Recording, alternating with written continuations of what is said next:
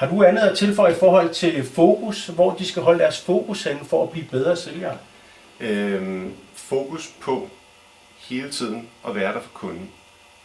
Ikke fokus på at være der for sig selv. Fordi sælgeren er et middel til at hjælpe kunden til at købe den vare, som kunden har brug for. Det er det absolut største fokus, som vi prøver at hjælpe sælgerne ude i butikkerne med at få ind under huden.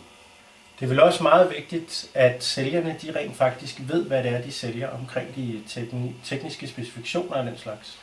Det er fuldstændig rigtigt. Det vi lægger meget vægt på i vores uddannelse, det er at sørge for, at sælgerne faktisk ved, hvad de står og sælger. Det er ikke kun vigtigt at vide noget om de produkter, som de har i sortiment. Det er vigtigt at vide noget om alle de produkter, som kan være alternative løsninger for kunden. Fordi at vide noget om konkurrentens produkter, vide noget om, hvilke nogle produkter de står og sælger i den anden butik over på den anden side af gaden, det er mindst lige så vigtigt. Fordi det er noget af det, der hjælper til med at kunne skabe den fornuftige dialog mellem kunden og sælgeren, som er alfa og omega for, at sælgeren føler tillid og føler, at de får en god og kompetent rådgivning. Med vores certificeringer i vores system, der hjælper vi vores kunder med at kommunikere de helt rigtige salgsargumenter, de rigtige tekniske specifikationer, når de er nødvendige, de rigtige argumenter for, hvorfor deres produkter er bedre end konkurrenternes, og faktisk også, hvor konkurrenternes produkter er bedre end vores kunders. Ja. Fordi det er også utroligt vigtigt, at sælgerne ved. Og det er ikke en dårlig måde at uddanne sælgerne på, det er faktisk en god måde. Vi har igennem rigtig mange år kørt de her kampagner, og vi har erfaring for, at når sælgerne har den viden, så bliver de bedste sælgere, de kan blive. Ja, i forhold til at blive en god sælger, der har jeg også noget, som jeg kan bidrage med. Det er jo sådan, at det, der er aller vigtigst, det er jo det her gamle slidte ord, der hedder rapport, hvor at, det er et spørgsmål om at være på bølgelængde med kunden. Og der er det rigtig vigtigt. Der er ligesom nogle forskellige elementer i det. Et af elementerne, det er det her med at rose kunden for, hvad man nu kan rose kunden for.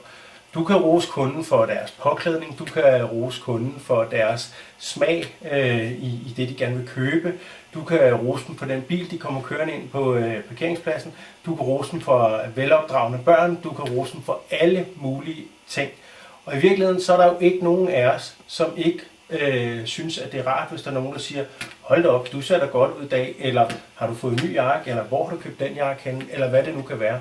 Det er ikke særlig dansk at gøre det, og der er meget få detailekspedienter, der tager det til sig. Dem, som gør det, og gør det af hjertet, og ikke gør det påtaget, de opnår, at vi kan lide dem med det samme. Og det er det her med at komme hurtigt på bølgelængde. Og i min bog, NLP in Selling, der går jeg jo i dybere clinch med, hvad der egentlig skal til for at få den her rapport eller bølgelængde, og hvad for nogle redskaber, der skal til i forhold til NLP'ens verden. Et godt råd er i hvert fald det her med, hvis der er noget, man kan være fælles om. Det er sådan, så hvis vi møder en dansker, og vi er på ferie i Italien, og så møder vi nogen, ser nogle med danske nummerplader, så er vi to slags mennesker. Enten så går vi hen og siger hej, eller også så skynder vi at sige, at vi skal se at komme væk, fordi at vi skal ikke være sammen med danskere, og vi er på ferie. Så det er de to typer mennesker, vi er. Dem, som så går hen og siger hej, så er det sådan, at vi lynhurtigt finder det, som vi kan være fælles om. Og det, vi kan være fælles om, det er, jamen, vi kommer fra Danmark begge to.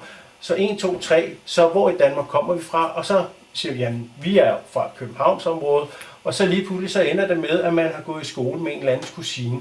Og det er jo det her med, at vi finder det mest detaljerede punkt, vi kan være fælles om.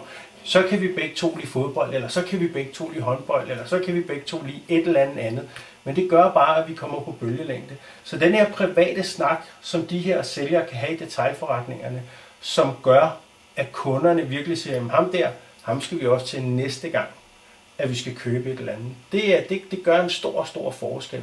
Ligesåvel som den chauffør, der afleverer et køleskab, efter du købte et køleskab, og han kommer så afleverer dig og tager det gamle med retur og siger så, jeg er sikker på, at du bliver rigtig glad for det her køleskab, for du kommer til at spare en masse strøm, for jeg kan se, at det her, du har købt, det er et A-køleskab, Så der vil du nok kunne mærke noget på strømregningen. Så det tror du vil blive glad for. Det er et ekstra udbytte, som kunden har fået. Og især hvis sælgeren ikke engang har husket at fortælle det, eller gået op i at fortælle det. Fordi der er jo dem, som bare er ekspedienter, som ikke er sælgere. Og dem de er der altså derude, og dem er der rigtig, rigtig mange af. Så derfor så er det altså dem, som får fortalt, her der får du et ekstra udbytte. Du kommer til at spare noget strøm. Og det er et ekstra udbytte. Og når de så får det at vide, af for eksempel en chauffør, der afleverer det, så tænker de, nå ja, det er også rigtigt, jeg har gjort et godt køb. Så det der med at rose kunden, og rose kunden for et godt køb, det kan de rigtig godt lide. Og det kan vi jo alle sammen godt lide. Det er fuldstændig rigtigt. Man kan også sige, small talk, som jo egentlig er ligegyldigt i forhold til det, at man skal gå op til kassen og købe noget, er bare så vigtigt i forhold til at skabe en god dialog med kunden. Mange kunne godt få en ledelse til at tro, at det var spild af tid. Der står mange kunder i butikken. Vi står her og taler med en kunde. Kunden vil gerne snakke om vejret, eller vil gerne snakke om den fodboldkamp, der kører på et af de fjernsyn, der hænger på væggen. Det er ikke spild af tid. Det er en god idé, og det er en god investering af tid at smalltalke med kunden. For det viser, at man er et menneske, ligesom kunden også er et menneske. Det viser, at vi er på niveau her. Jeg er ikke bedre end dig, du er ikke bedre end mig. Vi er to mennesker, der skal hjælpes ad om at få løst dit problem eller opfyldt dit behov. Og det hjælper smalltalk helt utroligt godt med til.